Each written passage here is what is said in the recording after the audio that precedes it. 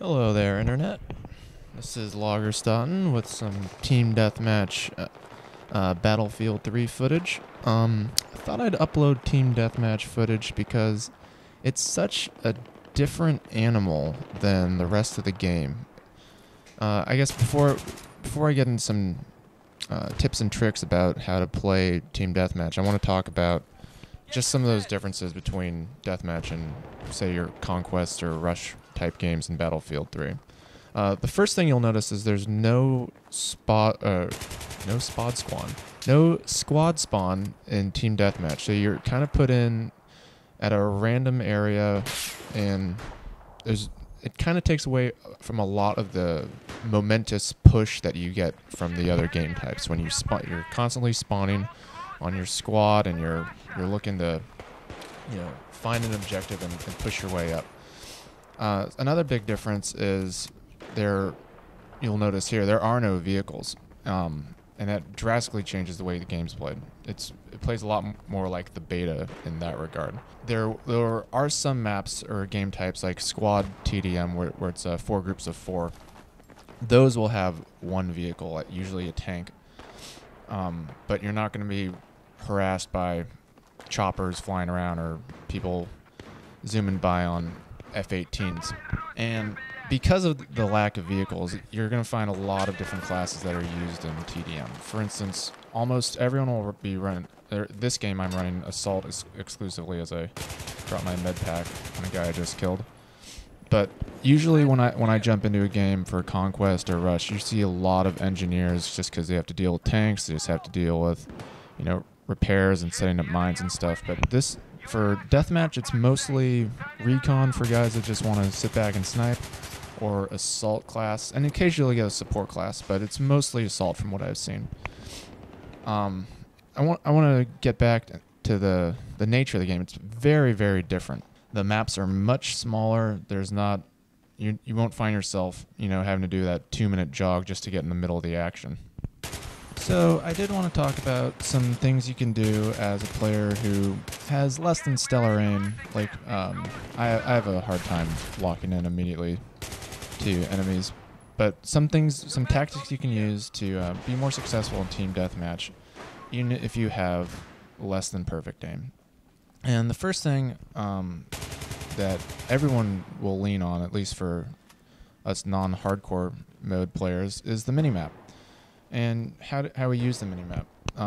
One thing I see, and I had a problem with this earlier, or when I first started playing, when a shot gets fired by your enemy, and they come up orange on the minimap, or they come up red for whatever game you're playing, we all have a tendency to just kind of directly run over there to where the shot was fired, not thinking that they're going to be in the exact same place. You can catch them off guard and get a free kill.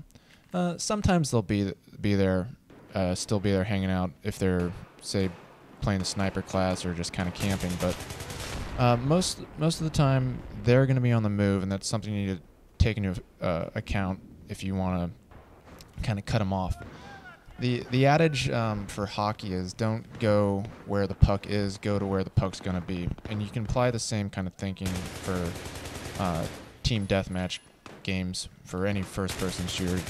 You want to see which direction they're kind of heading, what get in their head to think where they're going, and kind of flank them versus just running directly to where they were. Because remember, they know they're going to show up on the minimap unless they're using a silencer, and they're going to try their best to kind of hide in the area and look to where they just fired that shot. Now, conversely, another tip is if you did kill someone and you're showing up on the minimap,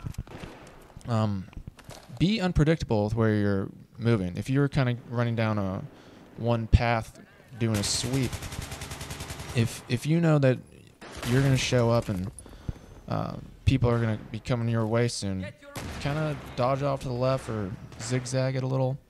Just do what you can to remain unpredictable with where you're headed, because a lot of it's being unpredictable, at least for Team Deathmatch. Another thing you can do is be off angle in terms of sight lines. And what I mean by this is you'll be running down an alleyway or a hallway.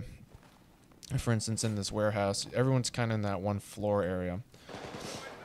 But if you can kind of go out to the side or change your angle or elevation like I'm doing here, as this guy gets, oh, my neck. Gets a little tracheotomy going. But if you can change your elevation or at least get off a main path to where you are, it's going to up your odds of catching someone off guard. Because remember, when people run straight forward, they're looking straight forward. And if they're coming down an alleyway or whatever and you're off to the side, they're not going to see you're going to get the jump on them, and you don't need perfect aim to put them down. And another thing, as far as tips go, and I think a lot of people have mentioned this in other commentaries, but you can't be afraid to run away. If you get shot and you don't know where the guy's from, just make sure you kind of back off and find a place where you can catch cover. Like this guy didn't really have a place to catch cover, but he was able to get around the truck, eventually stuck his head up. But you can't be afraid to run. And the last thing is know the limitations of your gun. If you're running with a handgun and trying to do a distance shot like that, it's not going to work. But overall, those are some of the tips and tricks I have, and I want to thank you for sticking around and watching this video, and hopefully there'll be a few more Battlefield 3 videos to come. Thanks.